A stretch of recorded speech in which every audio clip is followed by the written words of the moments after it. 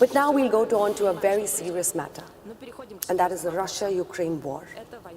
So what, in your view, would constitute a victory for Russia in the Russia-Ukraine war? What are the red lines? Because you have, and I quote you, you have said very clearly that Russia will lay down arms only if Kyiv's troops withdraw from territory claimed by Russia. Which parts would that be?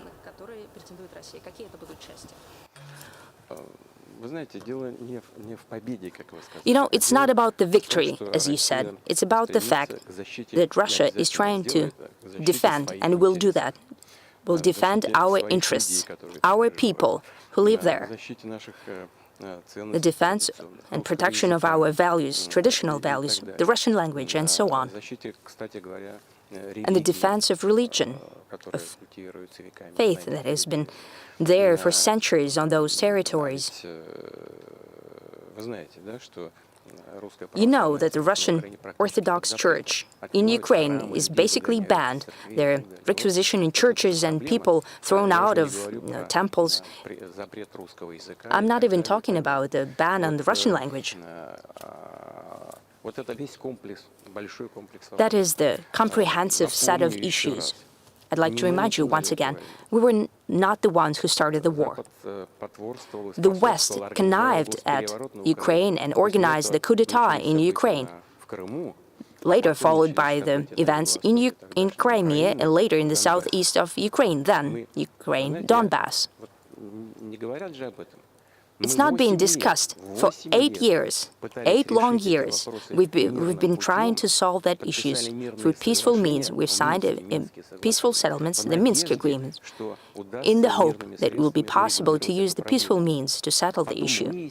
Later, we learned that the Western leaders, who said that publicly, they've never intended to fulfill the Minsk agreements, and they've signed them only to give a chance to arm Ukraine and to continue the armed fight against us.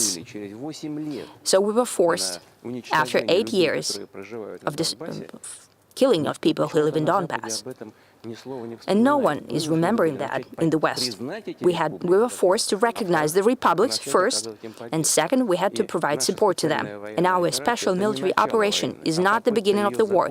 It's an attempt to end it, to end the war that the West has started against us at the hands of Ukrainian nationalists.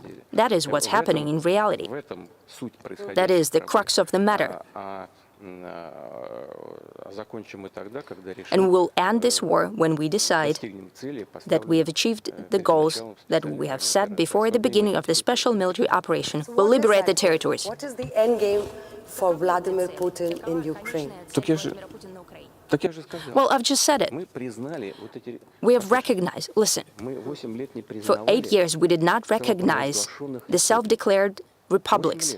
For 8 years, they have declared their independence, and we were trying to build relations between the rest of Ukraine and these republics.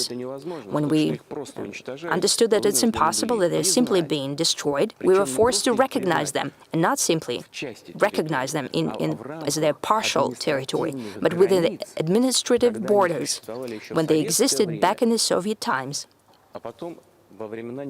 And later, during the times of the independent Ukraine, after it gained independence, in the administrative limits, lines, and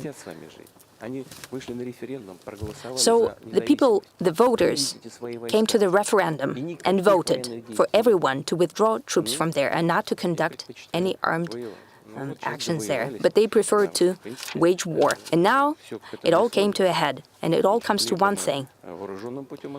Either we do that through military action, we'll liberate the territories, or the Ukrainian troops will withdraw and leave these territories and stop killing people there. Before we move to the other